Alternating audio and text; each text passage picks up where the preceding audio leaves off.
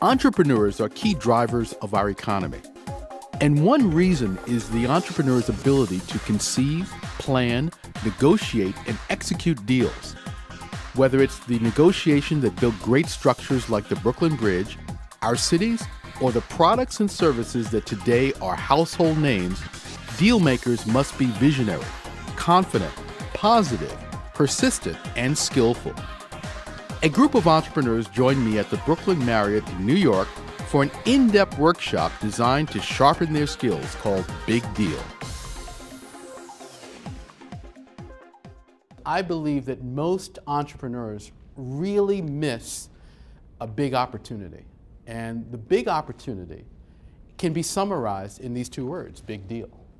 It is a very big opportunity that most entrepreneurs are not thinking about. So what I wanted to do in this session is really ignite this concept in your mind and in your actions, and to really get you thinking about this in a brand new way. It is something that has changed my life. I have seen it change the lives of other people, and I am always surprised at entrepreneurs who don't understand that this is what it's about. That it's about creating something and then leveraging it in the biggest way possible. Not just creating something because it's your passion, it's because it's something nice to do and you can get incremental revenue, but really doing something in a very, very big way. So that's what we're talking about today, big deals. We're going to talk about what a big deal is, what a big deal can do for you, what kind of big deal opportunities exist, big deal strategies. We're also going to talk about how to plan your own big deal. The anatomy of a big deal, what it's all about, how to conceive the deal, big deal structures, how to target organizations so that you can actually create a big deal. We're going to talk about pitching big deals, how to put together a proposal, how to present and deliver that proposal, how your proposal is going to be read and perceived by the people that you offer it to, the evaluation process that occurs inside companies and inside organizations, how to follow up. And then we're going to talk about how to advance, close, and execute big deals, deal points and contracts, some of the pitfalls and delays and roadblocks that surface when you're proposing a big deal, internal politics, the process of closing the deal, executing the deal, and what to do when deals go wrong. You've got to desire it. You've got to desire a big deal.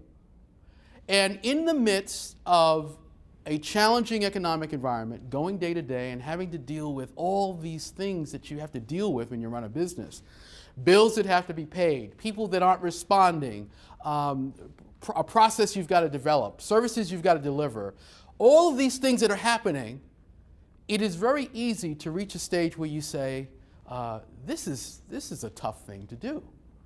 And what makes a deal maker successful is having a strong desire to make that deal happen. I turn on my computer and I decide that I'm going to define this multi-million-dollar partnership.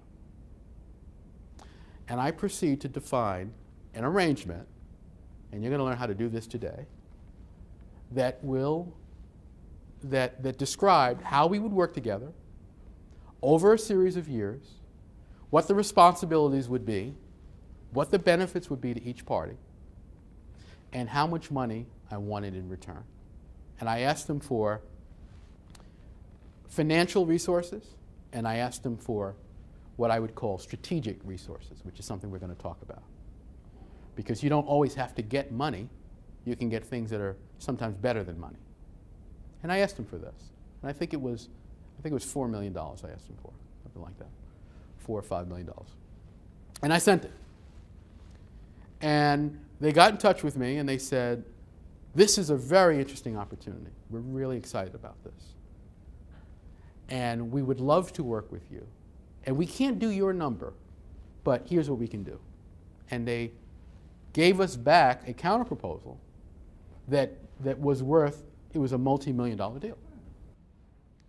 Everyone in this room is very smart. Everyone in this room is very experienced. Everyone in this room has some great things that they've done. But you're going to have to develop yourself in a different way to be successful in this category. And the reason why most entrepreneurs don't do this is that they don't develop that muscle.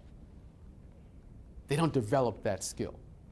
So by developing, I mean you have to be able to spot things that other people can't see, first of all. You got to see things that other people don't see. You must develop your abilities, your ability to communicate with people, your ability to negotiate with people, your ability to excite people about the opportunity in working with you. So there's a lot of development that has to happen. In those months where I was proposing this to the company and working with them, I had to very quickly develop an understanding of their business, of how they work, how they talk, how they approve things, what kind of cycle they operate on, of their culture. There's a lot to understand in that environment. And you have to become a student of those things.